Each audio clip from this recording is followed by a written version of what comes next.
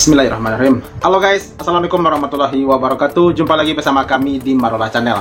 Guys, info terbaru hari ini, IKN terancam gulung tikar sebab kepala otorita IKN mengundurkan diri karena gajinya sudah 11 bulan tidak dibayarkan. Wow, luar biasa. Nah, inilah guys bentuk ketidakpercayaan masyarakat Indonesia. Ada aja yang menghalangi pekerjaan untuk IKN ya. Sampai-sampai anggota DPR pun ikut angkat bicara terkait soal gaji ini sebab sudah 11 bulan lebih, sementara mereka kan butuh biaya untuk hidup ya. Oke guys, seperti apakah videonya? Mari kita saksikan. Let's go. Kembali lagi masalah human resource. Apakah betul ada teman-teman yang sudah bekerja lama dan belum dibayar? Itu kami minta konfirmasi, Pak. Ya nggak tahu, banyak yang mau tanya saya. Nggak ada gajian, zolim kami, Pak. Kita zolim, Pak. Kalau Pak Ustadz Al-Mukarram Gus Pardi Gaus pernah ngajarkan ke saya, maka bayarlah para pekerja sebelum keringat itu kering. Itu hadis sahih, betul ya Ustadz ya? Maka kalau kita buat turunannya, ya, kita buat tafsirnya ke bawah, dari hukum fikih yang ada 5 itu, ya, haram, halal, makruh, mubah, sunnah, maka yang menunda itu haram, Pak. Betul. Jadi bukan tidak membayar, menunda saja haram hukumnya, Pak. Ya, jadi tolong dikonfirmasi apakah betul, ya, ada yang belum dibayar sampai bulanan. 3 bulan, 2 bulan, 4 bulan, 5 bulan, 6 bulan. Iya. Kalau belum segera bayar, Pak. Mumpung ini lagi bulan Ramadan, Bapak masih banyak dapat ampunan. Amin. Saya ingin mengkonfirmasi tadi sebetulnya tentang apakah ada yang belum dibayar, Pak. Ya, kami harus jujur menyatakan bahwa kami masih menunggu Perpres tentang hak keuangan eselon 1 dan turunannya pada saat ini. Ya. Kalau boleh jujur juga, saya dan Pak Doni juga butuh waktu 11 bulan hingga kami mendapatkan salary. Gitu. Jadi luar biasa. Sudah dibahas ini yang hak keuangan untuk pejabat eselon 1 ke bawah ini di Menko Polhukam, Ibu sekalian, dan ini meluncur ke Presiden sekarang. Begitu. Jadi ini teman-teman saya ini merupakan teman-teman yang tangguh, Ibu sekalian. Jadi ya demikianlah kondisinya begitu ya. Dan mereka juga tetap bekerja dengan semangat, gitu ya. Tapi tentu saja kami juga melakukan langkah-langkah agar ini bisa dipercepat. Iya. Ya. Wow, sementara mereka kan juga butuh biaya untuk hidup ya nggak guys? Dengan bahasa yang saya turunkan 11 bulan menunggu gaji. Waduh. Lalu tadi kalau disampaikan soal kaitkan dengan Tapera, ini ada apa hubungannya dengan Tapera ya nggak guys? Biodata itu tidak mungkin lengkap. Biodata hanya lengkap ketika orang itu justru sudah meninggal. Jadi kalau bertanya biodata Pak Rocky apa? Saya bilang nggak ada, karena saya masih hidup. Biodata itu milik orang yang udah mati itu. Orang tanya identitas Anda apa? Sama juga dalam bahasa Yunani, identitas artinya dia yang sudah mayat. Iya. Dan yang mayat yang bisa diidentifikasi. Kalau Anda masih bernafas, Anda masih berpikir, identitas Anda ongoing, in the making, berubah terus itu. Itu soal pertama. Ini sering nggak bisa bilang biodata apa? Saya masih hidup, ngapain nyari biodata saya? Atau saya mau dimakamkan sih nggak perlu biodata kan? Tapi saya tahu itu keperluan administrasi pengadilan, oke. Dan kalau akhirnya Anda bisa temukan bahwa misalnya saya itu lulusan S1, sungguh-sungguh itu. Saya pernah kuliah di 5 fakultas itu, DO semua itu. Serius, DO semua. Kecuali 1, filosofi itu. Karena saya merasa, saya pernah belajar fakultas teknik. 2 semester saya bilang, saya tahu fisika. Saya bisa belajar sendiri, ngapain saya nyari ijazah di situ. Saya pernah belajar fakultas hukum UI itu. Dan saya anggap 4 semester cukup tuh, saya tinggalkan. Saya pernah belajar di fakultas hubungan internasional FISIP. 4 tahun saya tinggalkan itu. Saya pernah belajar di fakultas ekonomi. Jadi saya punya 5 jaket mahasiswa. Dan saya hanya selesaikan 1, kan hanya itu yang saya anggap bisa mewadahi keingintahuan saya, itu filosofi itu. Iya. Lalu saya mengajar. Lalu saya mengajar dari S1 sampai S3. Lalu orang protes. Kenapa ada mengajar? Hanya pada orang yang minta saya mengajar. Kan gitu kan. Jadi itu poinnya tuh. Karena orang anggap bahwa keahlian itu ditentukan oleh ijazahnya tuh. Google aja. Perusahaan-perusahaan besar itu nggak peduli Anda punya ijazah apa. Dia Google dan dia tanya kapan Anda pernah bertengkar di pengadilan misalnya. Itu intinya. Karena orang mau dapat sensasi bahwa dia menguasai sesuatu. Itu yang saya sering sebut. Kalau Anda punya ijazah itu tanda Anda pernah sekolah, bukan tanda Anda pernah berpikir. Itu kan? Ada profesor kemarin, rektor Universitas Lampung itu ditangkap KPK karena jual beli biaya masuk kuliah. Jadi bayangkan, yang salah bukan cuma rektor yang profesor doktor, tapi juga orang tua si mahasiswa yang menginginkan anaknya jadi koruptor. Kan anak itu akan dibilang Anda masuk karena papa mama bayar ke rektor. Anaknya bilang oke, kalau begitu nanti saya juga bisa nyogok-nyogok di pengadilan karena dia masuk fakultas hukum kan. Jadi pembodohan itu berlangsung dalam kurikulum etika kita itu. Itu poin pertama. Poin kedua, karena dia salah itu. Dia bukan filsuf Amerika.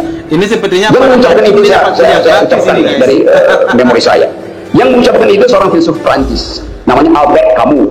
Dia bilang begini, freedom is not a gift from a state or a leader, but a possession to be won every day by the effort of each and the union of all.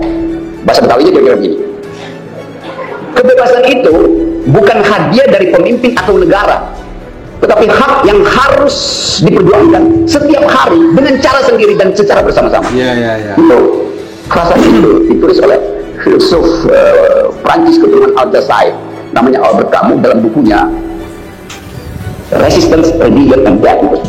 Saya siapa?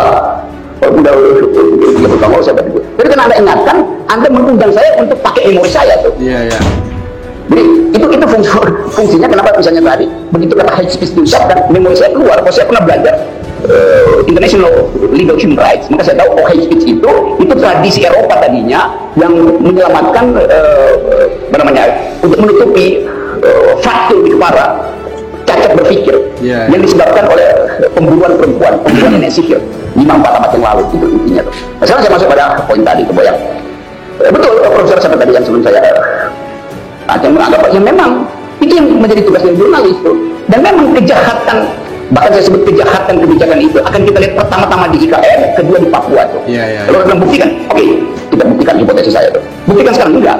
Kenapa? IKN-nya belum jalan kok. Apa yang mau dibuktikan? Tetapi saya bisa mendeteksi bahwa itu akan mangkrak.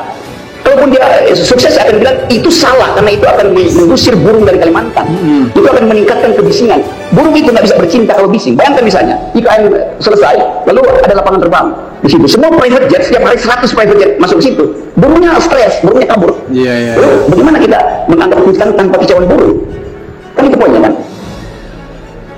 Cukup ya. Tadi Profesor Aceng juga mengatakan yang dilakukan oleh Edi itu bisa dikatakan provokasi. Tapi provokasi itu tidak selalu berbanding lurus dengan hal-hal yang tidak baik. Cintanya kepada negeri ini, ya, kekhawatirannya akan hal-hal yang terjadi di masa depan sehubungan dengan IKN membuat Edi menyatakan hal-hal seperti yang sudah ada dalam video tersebut. Nah, saya setuju dengan yang disampaikan oleh ahli tadi.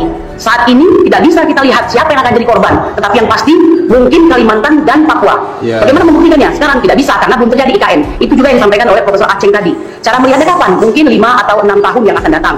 Sesuai pada saat IKN sudah berlangsung, apa efek-efek buruk yang akan terjadi selain efek bagus yang selalu dikampanyekan oleh pihak pemerintah. Saya mengquote kata bijak yang pernah Anda sampaikan, ya saya kebetulan juga ini ya, rajin menyimak, saya anggap di pelajaran gitu. Sejarah negeri ini selalu syarat dengan kekerasan. Selalu ada potensi ia kembali.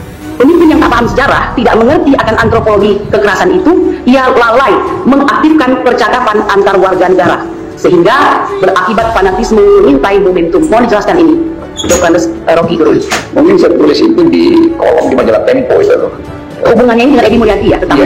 Itu kalau mas saya tulis itu buat mengingatkan bahwa kecerdasan itu justru adalah elemen pertama dalam demokrasi. Supaya kita mengingat bahwa masa depan itu masih bisa kita hasilkan, reinventing our Indonesia, kira-kira begitu, menemukan kembali ke Indonesia kita, karena kita kehilangan kecerdasan. Orang yang setiap kali marah itu lalu ini menurut KUHP, ngapain? Kalau saya bisa bercakap-cakap, ngapain saya pakai KUHP? Itu orang yang nggak cerdas kan, kalau dia lapor, ngapain lapor? Kasus saya masih mungkin ke 30 di polisi itu, laporan teman Rocky Gerung. Lama-lama polisi itu, ngapain sih Rocky Gerung terus? Kan dia cuma ucapin sesuatu, lama-lama polisi juga jengkel, orang lapor-lapor. Kenapa nggak debat aja, dibikin terbuka? Tapi itu poinnya begitu sekarang tuh keadaan kita. Nah, sekarang saya mau kasih semacam remark saja bahwa kehidupan kita sedang diuji sebetulnya. Mampu nggak kita mengakrabkan persahabatan antar warga negara dan menganggap bahwa kalau ada orang yang memprovokasi IKN itu, memang dia ingin menguji habis-habisan proposal IKN itu. Kan itu namanya I'm playing devil's advocate gitu.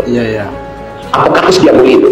Edi Mulyadi sedang memainkan fungsi itu, devil's advocate, pengacara yang disewa oleh iblis. Kalau pengertian Yunani itu bukan iblis, itu counter argument. Kan biasanya dalam pengadilan memang dua, ini yang pro statement, yang anti statement. Yang anti statement itu sengaja disewa untuk menguji yang statement itu, maka terjadi dialektika. Nah itu sebetulnya kalau saya baca bahasa lain, he is playing devil's advocate itu. Dia lagi memainkan peran sebagai iblis pengganggu itu. Nggak bisa malaikat. Jangan sebetulnya yang iblis malaikat itu. Kenapa nggak terbuka? Kita nggak pernah tahu tiba-tiba IKN dimunculkan. Itu biasa mengganggu proposal publik. Karena ini proposal publik.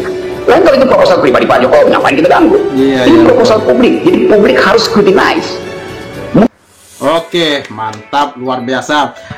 Itu kuliah gratis dari Rocky Gerung buat para hakim ini ya guys ya, sampai semuanya itu terdiam ya. Itu benar juga apa yang dikatakan Bang Rocky, itu benar itu. Ini adalah bentuk ketidakpuasan oleh masyarakat Indonesia tentang IKN. Bahkan tadi kepala otorita IKN pun juga mengundurkan diri karena gajinya sudah 11 bulan tidak dibayarkan. Nah, ngeri nggak tuh ya? Ya gimana gak gencar-gencarnya seorang pemerintah yang bernamanya Jokowi itu mencari dana untuk pembangunan IKN agar cepat selesai. Sebab tidak lama lagi ini kan pemerintahan Jokowi kan akan berakhir ya. Nah gitu, waduh luar biasa, ngeri. Oke guys, gimana tanggapannya? Tolong disampaikan di kolom komentar dan sampai jumpa lagi di video berikutnya. Thank you. Thanks for watching.